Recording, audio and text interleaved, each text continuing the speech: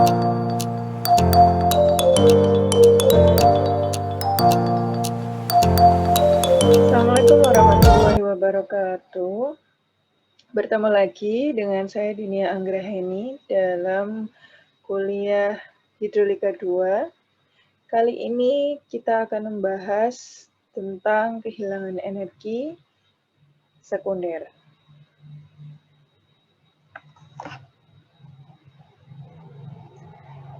Kehilangan energi sekunder dinamai sekunder karena merupakan kehilangan energi yang kedua setelah energi primer akibat gesekan terjadi. Kehilangan energi sekunder terjadi akibat dari berbagai macam hal. Maka di sini akan dibahas beberapa hal yang menyebabkan kehilangan energi sekunder. Yang pertama adalah karena perbesaran penampang pipa. Dalam kasus ini bisa dicontohkan adalah pipa ketika masuk kolam, maka di situ akan ada perubahan yang mendadak antara diameter pipa ke diameter selanjutnya atau bahkan tidak hingga ya. Baik, sebelum ke sana saya akan mencoba menjelaskan kasus yang terjadi pada saat aliran air masuk ke dalam aliran pipa yang mengalami perubahan penampang secara mendadak. Nah, perubahan tekanan yang terjadi di titik 1 menuju titik 2 tentu saja akan mengakibatkan perubahan kecepatan yang terjadi sangat ekstrim, di mana kecepatannya akan berubah dari yang sangat besar merendah atau menuju kecepatan yang lebih kecil karena hanya lebih besar di titik 2. Nah, sehingga akan pada saat V1 di sini, ini kecepatan sangat besar, ini terjadi penumpukan energi aliran di sini. Sehingga aliran efektif itu hanya akan terjadi di sini, membentuk aliran ini. Sementara yang di sini membentuk aliran air plus udara gitu ya. Jadi di sini tidak efektif. Dan tekanan di titik ini kita sebut saja sebagai P aksen. Dan gaya yang terjadi di titik ini adalah tekanan dikalikan perubahan dari penampang A2 dan A1 atau A2 min A1. Saya akan mencoba menjelaskan beberapa persamaan atau persamaan aliran yang digunakan untuk membentuk persamaan yang sangat sederhana di sini. Saya akan mencoba menggunakan whiteboard. Seperti kita ketahui sebelumnya, ada minimal 2 persamaan dasar yang digunakan untuk analisis aliran, atau 3 parameter atau persamaan dasar. Yang pertama adalah persamaan momentum untuk mengetahui gaya-gaya yang terjadi di aliran sepanjang tinjauan kita, yaitu di titik 1 dan titik 2.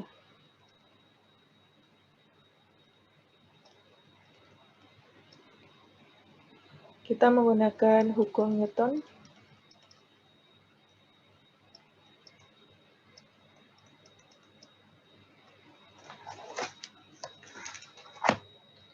Di mana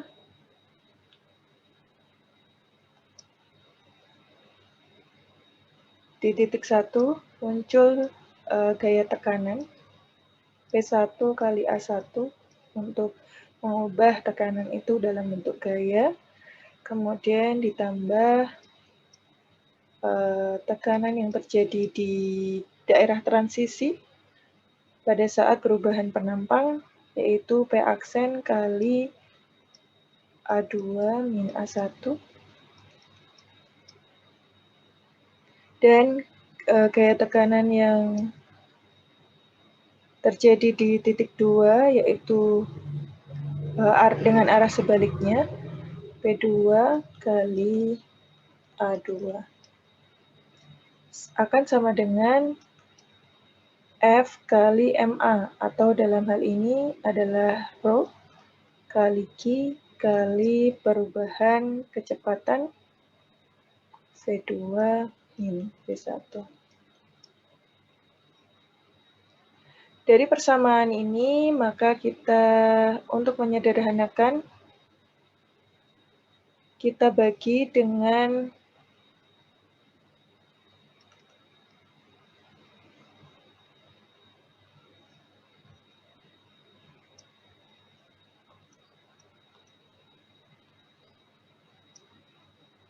dibagi dengan A2 kali gamma semua, maka persamaan menjadi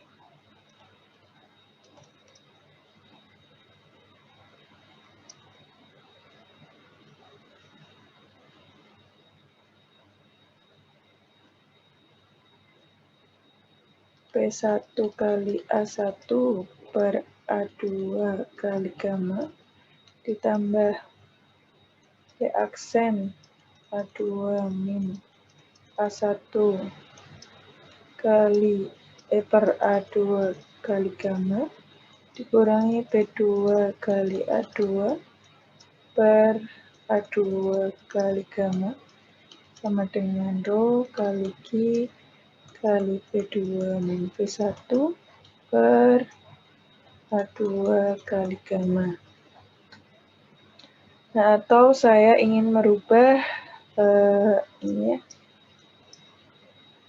di sini menjadi positif, P2 per gamma akan sama dengan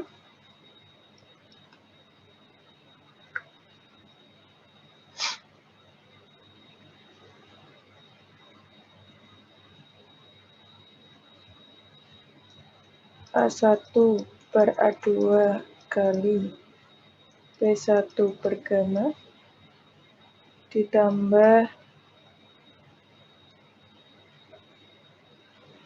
A2 min A1 per A2 kali P aksen per gamma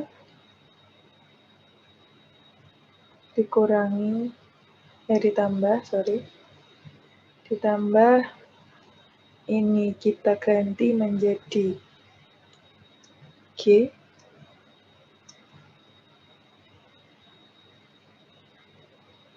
kemudian ini kita ganti menjadi A2 kali V2 dibagi A2, karena Q adalah hasil dari A kali V, maka ketika A2 kali V2 maka sama dengan Q, V2 min V1. Maka akan menjadi seperti ini, kurang lebih. Kemudian selanjutnya adalah pemakaian persamaan Bernoulli.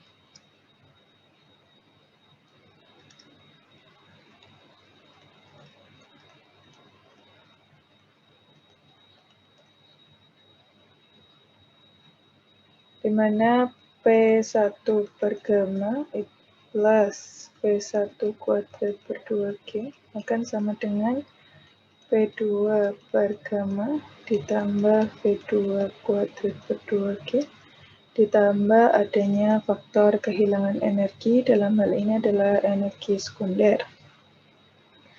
Maka persamaan yang tadi kita masukkan, ini kita ganti menjadi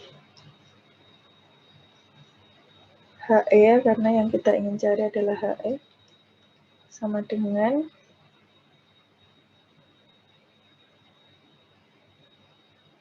P1 per gamma, kemudian dikurangi persamaan yang tadi, diganti ya, P2-nya yang tadi, ini menggunakan persamaan yang tadi dibentuk tadi, kita pindah ke sini.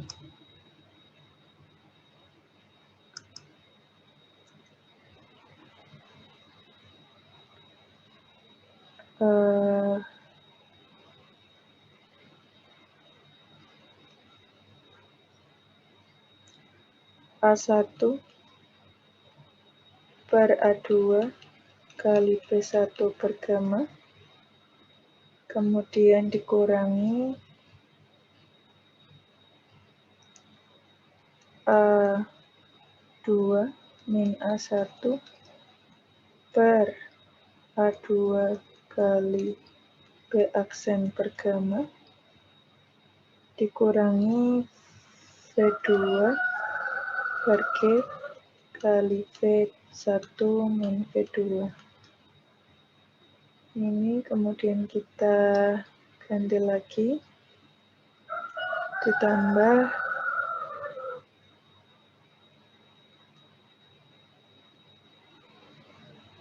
V1 kuadrat per 2G dikurangi V2 kuadrat per 2G.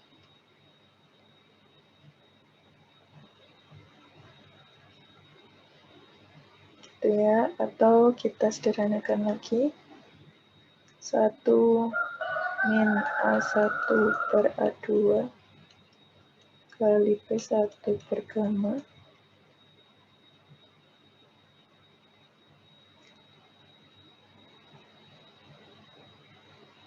dikurangi A2 min A1 per A2 kali P aksen per gamma, dikurangi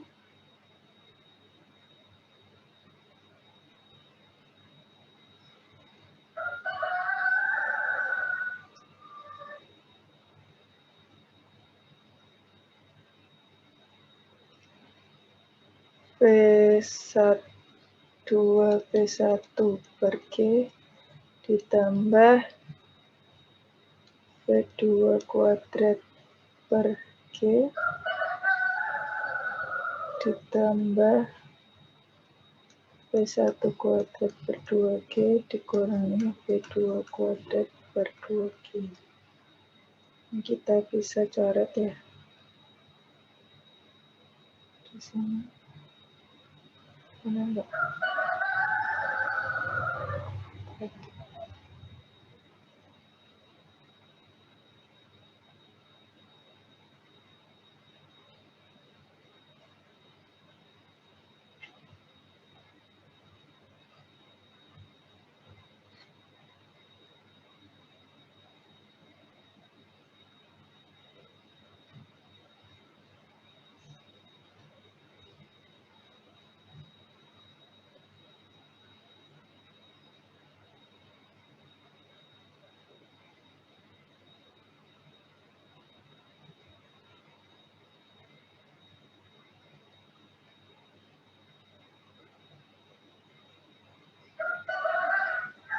Ya. Kemudian untuk ini kita satukan.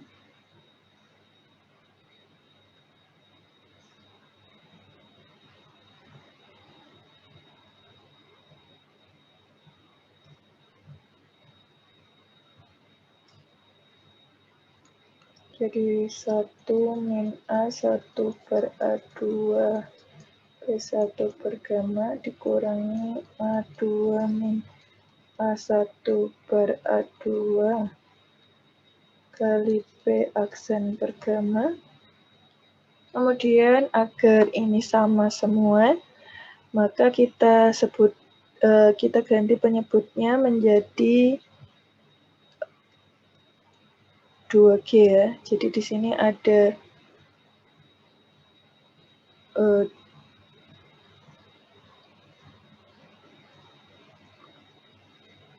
V2 min V1. Salah.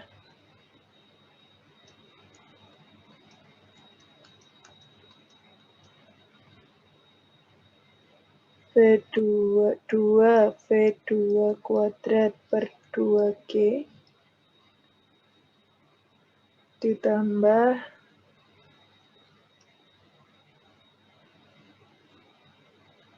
V1 kuadrat per 2G dikurangi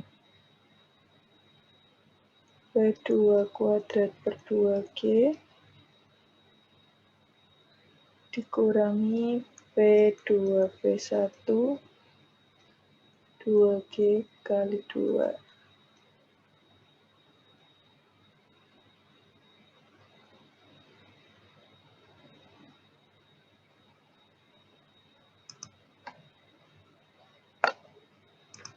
Kemudian persamaan ini bisa kita sederhanakan menjadi V1 kuadrat dikurangi 2V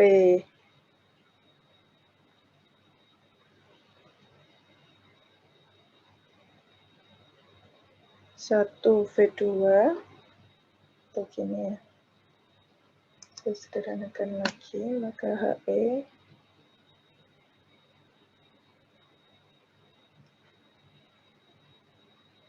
bentar, ini saya kurung dulu.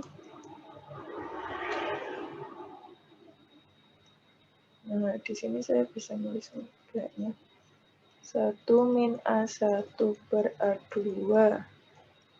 P1 per gamma dikurangi A2 A1 A2 kali P aksen per gamma ditambah V1 kuadrat per 2G dikurangi 2 V2 V1 per 2G ditambah V2 kuadrat per 2G.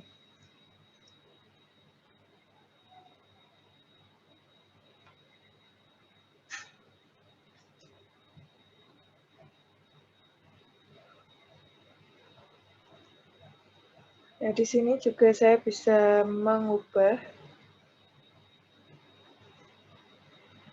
ini minus ya. Minus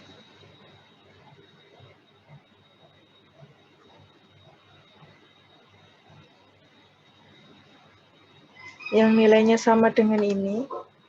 Jadi ini nilainya sama dengan ini ya.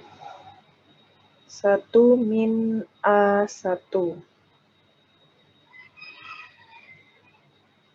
per A2. Di sini saya tulis lagi HE sama dengan A2 min A1 per A2 kali P1 min P aksen per gamma ditambah P1 min 2 V1 V2 ditambah V2 kuadrat per 2G. Maka hasilnya menjadi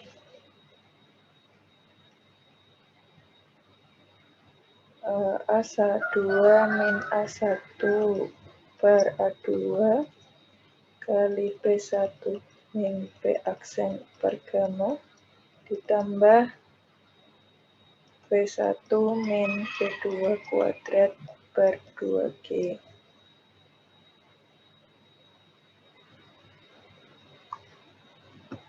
Ini adalah HE-nya.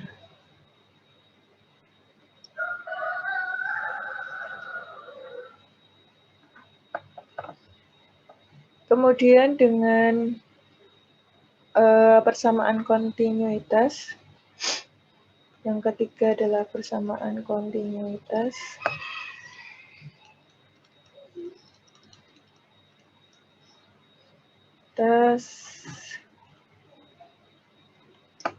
A1 kali V1 akan sama dengan A2 kali V2.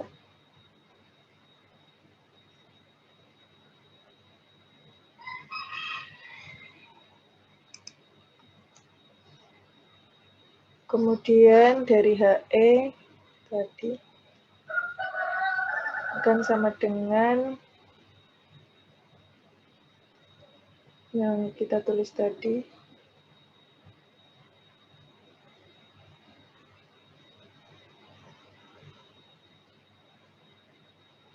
A2 min A1 per A2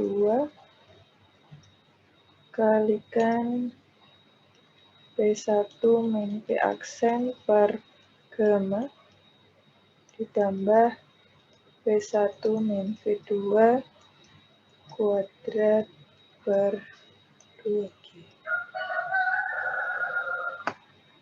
Nah, apabila P1 ini dianggap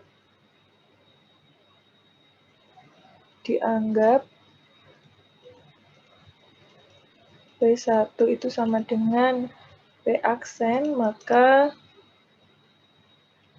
persamaannya akan menjadi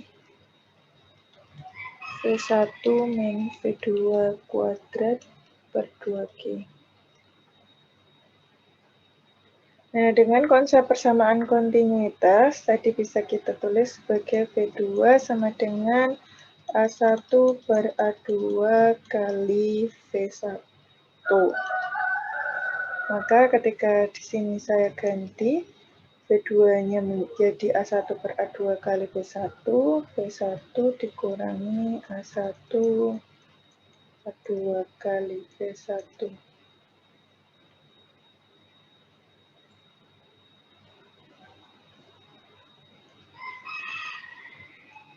Kuadrat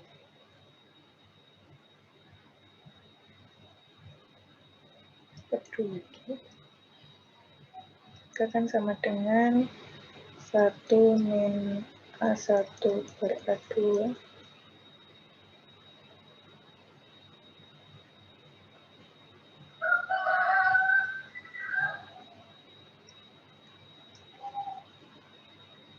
kuadrat kali V1 kuadrat per 2.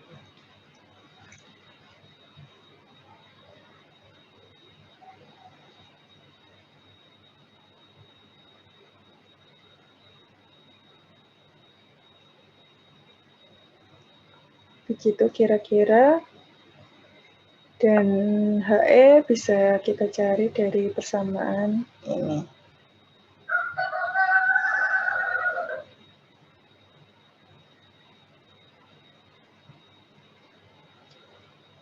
Atau dengan kata lain, kalau misalkan faktor penampang ini disederhanakan, maka HE hanya tinggal K kali V1 kuadrat per 2 saja. Nah, kemudian kita kembali ke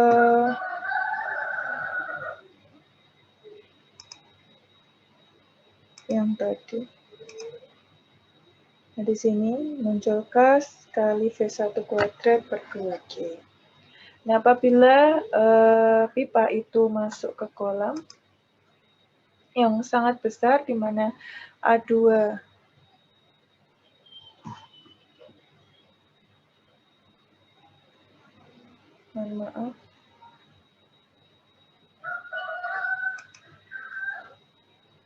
di mana A2A bernilai tidak hingga atau kolam, karena kolamnya sangat besar maka A-nya tidak hingga, sehingga V-nya dengan prinsip kontinuitas maka V-nya 0 atau berhenti gitu ya. Sehingga di sini HE-nya itu di sini 0, maaf V2-nya 0, tinggallah V1 kuadrat per 2G saja. Ini contoh soal suatu pipa yang mengalirkan air diameternya berubah mendadak dari 10 cm menjadi 15 cm. Bila kecepatan aliran yang melewati pipa berdiameter 10 cm adalah 1,2 meter per sekon, hitung kehilangan tenaga akibat perbesaran penambang tersebut. Tinggal dimasukkan ke dalam persamaan yang tadi. Selesai gitu ya. Kemudian yang kedua adalah kehilangan energi sekunder akibat perbesaran penampang yang terjadi secara berangsur-angsur, yaitu menggunakan alfa sebagai perubahan penampangnya. Kalau kita lihat di sini, semakin besar derajat atau alfanya, maka akan semakin besar nilai keaksennya, yang artinya semakin mendadak itu kehilangan energinya semakin besar.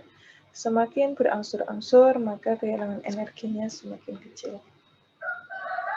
Kemudian yang kedua adalah kehilangan energi sekunder akibat pengacilan penampang. Nah, konsepnya dalam membentuk persamaan ini hampir sama dengan perbesaran penampang tadi, yaitu ada persamaan momentum, ada persamaan Bernoulli, dan ada persamaan kontinuitas. Nah, bedanya karena di sini adalah perubahan penampang dari besar ke kecil, maka aliran yang efektif itu akan membentuk seperti ini. Keluar dari pipa, dia akan menghasilkan tekanan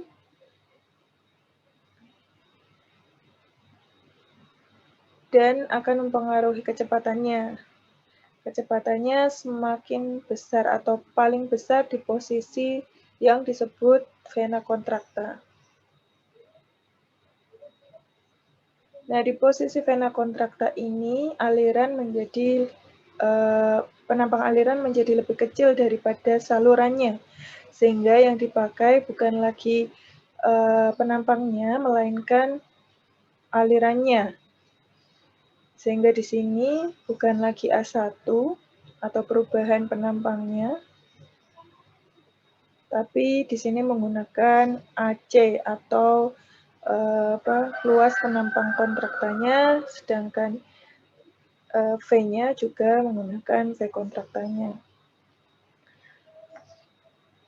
Luas penampang kontrakta itu kurang lebih 0,6 kalinya penampang di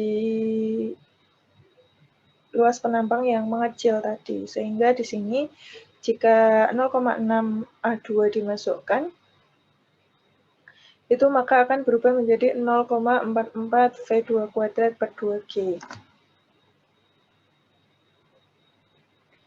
Kemudian yang selanjutnya adalah pengecilan penampang dari kolam ke pipa. Jadi ada tadi kasus pipa ke kolam dengan A yang tak hingga sehingga V-nya menjadi 0. Nah, ketika kolam pengecilan penampang di mana dari kolam mengalir melalui sebuah pipa, maka nilai K di sini atau faktor kehilangan energinya ditentukan dari bentuk pipa dan perubahan pipanya. K sama dengan 0,5 dimisalkan ketika perubahannya seperti ini, kemudian K sama dengan 1 dimisalkan jika pipa itu masuk ke kolamnya terlebih dahulu, baru keluar, sehingga tentu saja kehilangan energinya juga semakin besar, sedangkan yang C ini adalah ketika perubahan dari kolam menuju pipanya diberi perubahan yang berangsur, atau di sini ada radius belokannya. Jadi pipa tidak langsung gitu ya. Alirannya lebih smooth.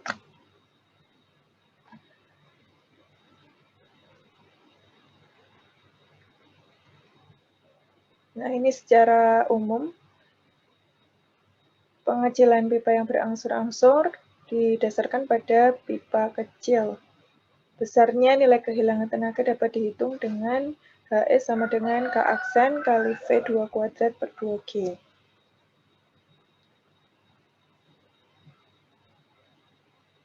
Nah, K aksen tadi bisa berupa sudut transisi dari perubahan penampang yang besar ke penampang yang kecil. Nah, di sini bisa dilihat dari grafiknya. Di sini ada hubungan K aksen C dan alfa. Dan juga di sini ada pilihan perbandingan antara A2 dan A1-nya.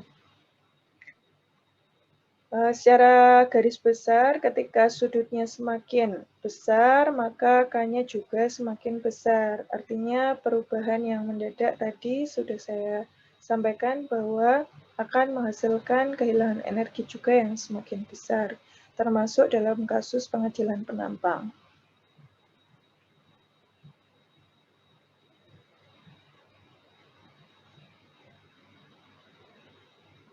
Nah, mungkin karena ketika perbandingan A2 per A1-nya ini besar, gitu ya, kemudian sudutnya besar, mungkin tidak akan berpengaruh besar pada kehilangan energinya. Tapi kalau pengecilannya itu semakin besar atau perbandingannya semakin besar, maaf, A2 per A1-nya semakin kecil, dengan sudut yang semakin besar akan menghasilkan K aksen juga yang semakin besar. Kemudian yang selanjutnya adalah kehilangan energi sekunder akibat belokan pipa. Nah, di sini ada dua kasus. Yang pertama adalah dengan sudut belokan, di mana sudut belokan dihitung dari sini, sehingga alfa di sini tergantung dari sini, bisa 20, 40, 60, 80, 90, ataupun di antaranya. Nah, di sini ditentukan bahwa K atau koefisien di sini nilainya akan berpengaruh bergantung dari sudutnya. Semakin besar, maka K-nya juga semakin besar. Artinya semakin belokannya tajam, maka akan menghasilkan kehilangan energi juga yang semakin besar. Kemudian kasus yang kedua adalah belokan pipa dengan radius belokan. Nah, di sini menggunakan perbandingan antara radius dan D-nya, di mana D adalah diameter pipa. Perbandingannya bisa 1, 2, 4, 6, 10, 16, 20 dengan KB yang bervariasi dari 0,35, 0,19 turun di perbandingan keempat ini. Kemudian naik lagi di perbandingan R per D sama dengan 20. Nah, nanti nilainya akan mempengaruhi kehilangan energinya. Demikian